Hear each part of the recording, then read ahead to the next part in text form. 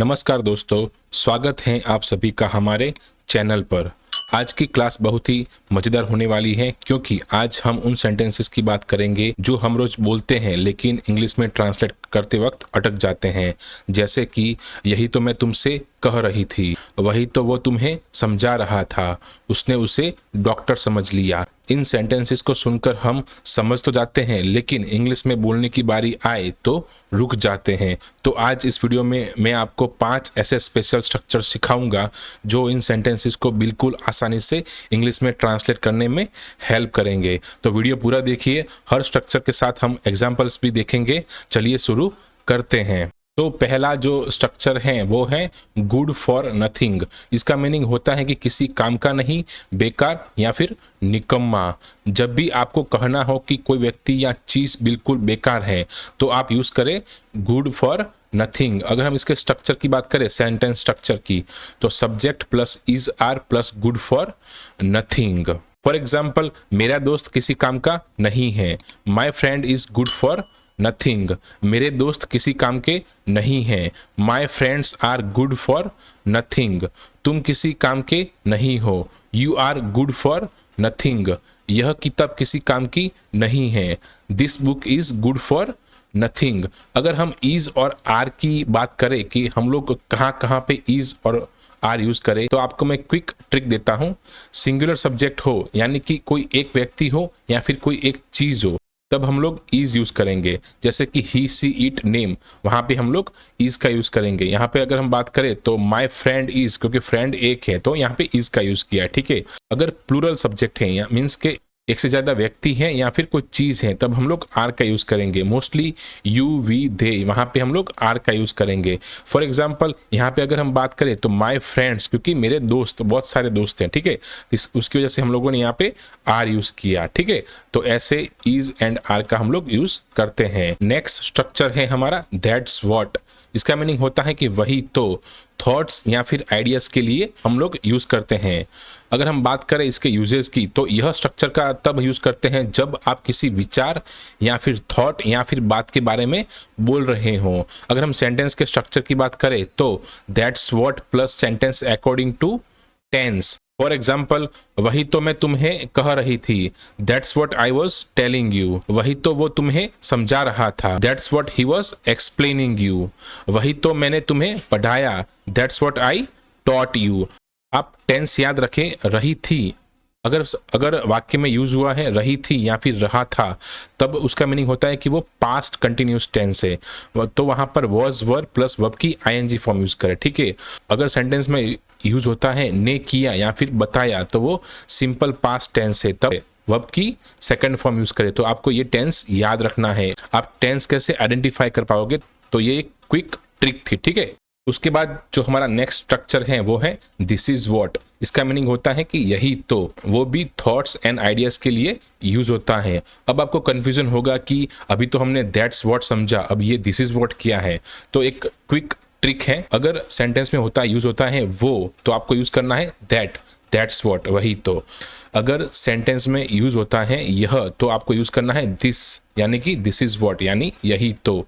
बस आपको इतना याद रखना है कि वह तो दैट्स व्हाट आएगा और यह तो दिस इज व्हाट आएगा, ठीक है। यह तो दिस एंड वह तो दैट, वो आपको याद रखना है। फॉर एग्जाम्पल, यही तो मैं तुम्हें पढ़ा रही हूँ। This is what I am teaching you. यही तो उसने मुझे कल बताया था। This is what she told me yesterday. यही तो मुझे अभी चाहिए। This is what I need right now. तो आप ऐसे सेंटेंसेस बना सकते हो। उसके बाद है दैट्स वेयर या फिर दैट इज वेयर। उसका मीनिंग होता है कि वही तो, उसी जगह तो। कोई प्लेस के लिए हम लोग इसका यूज करते हैं। आपको एक इंपॉर्टेंट डिफरेंस याद रखना है कि दैट्स व्हाट जो हमने प्रीवियस सीखा है वो थॉट्स या फिर आइडियाज के लिए यूज होता है, और दैट्स वेयर वो किसी जगह या प्लेस के लिए यूज होता है। तो आपको ये डिफरेंस याद रखना है, ठीक है। फॉर एग्जाम्पल, वही तो मैं रहता हूँ। That's where I live. वही तो हम पहली बार मिले थे। That's where we met for the first time. उसी जगह तो मैं पढ़ाई करता हूँ। That's where I study. तो आप ऐसे दैट्स वेयर का यूज करके सेंटेंसेस बना सकते हो। नेक्स्ट स्ट्रक्चर है हमारा दिस इज वेयर। लास्ट हमने समझा दैट इज वेयर। अब है दिस इज वेयर मीन्स यही तो या फिर इसी जगह तो, प्लेस के लिए सेम थिंग, ठीक है। वहां पे था वह, यहाँ पे है यह, ठीक है। फॉर एग्जाम्पल यही तो मैं भी रहती हूँ, this is where I live too. यही तो मैं अपनी किताबें रखता हूँ, this is where I keep my books. इसी जगह तो वो आता है, this is where he comes. तो आप ऐसे दिस इज वेयर का यूज करके सेंटेंसेस बना सकते हो। अब हमारा जो नेक्स्ट स्ट्रक्चर है वो बहुत ही इंपॉर्टेंट स्ट्रक्चर है और वो बहुत ही काम आता है। जो स्ट्रक्चर है वो है subject plus took plus object plus for plus noun या फिर एडजेक्टिव। और हम लोग यूज करेंगे टुक फॉर। इसका मीनिंग होता है कि किसी को कुछ और समझ लेना, ठीक है। अगर हम एग्जाम्पल की बात करें तो उसने उसे डॉक्टर समझ लिया, या फिर कुछ समझना था लेकिन कुछ और समझ लिया। अगर हम सेंटेंस के स्ट्रक्चर की बात करें तो subject plus took plus object plus for plus what they were mistaken for, means जो समझना था उसके अलावा कुछ और समझ लिया। अब यहाँ पे अगर हम बात करें ऑब्जेक्ट, तो ऑब्जेक्ट क्या आएगा, ठीक है। तो वो हम लोग एक टेबल के माध्यम से समझते हैं। अगर यहाँ पे हम लोग बोलते हैं मैं या फिर मुझे, तो हम लोग एज अ सब्जेक्ट इंग्लिश में यूज करते हैं आई, लेकिन एज अ ऑब्जेक्ट यूज करेंगे मी।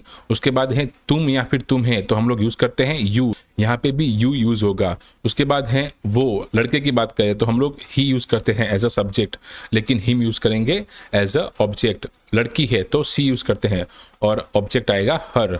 हम या फिर हमें तो वी यूज करते हैं लेकिन ऑब्जेक्ट आएगा अस। उसके बाद है वो लोग या फिर उन्हें, तो हम लोग दे यूज करते हैं एज अ सब्जेक्ट, लेकिन ऑब्जेक्ट आएगा देम। तो आपको ये टेबल याद रखना है। फॉर एग्जाम्पल मैंने रोहन को डॉक्टर समझ लिया, I took Rohan for a doctor. मैंने उसे गायक समझ लिया, I took him for a singer.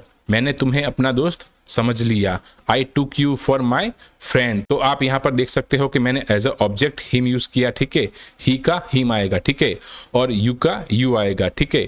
तो आप इस सेंटेंसेस को आप स्ट्रक्चर के साथ कंपेयर कर सकते हो और आप भी ऐसे सेंटेंसेस बना सकते हो। अगर हम क्विक समरी की बात करें तो किसी काम का नहीं, पहला टॉपिक था गुड फॉर नथिंग। यूजेस क्या होगा, कोई बेकार है चीज या व्यक्ति, तब हम लोग गुड फॉर नथिंग का यूज करेंगे। वही तो, दैट्स व्हाट, विचार या थॉट्स की बात हो। यही तो, दिस इज व्हाट, विचार या थॉट की बात हो, सेम थिंग।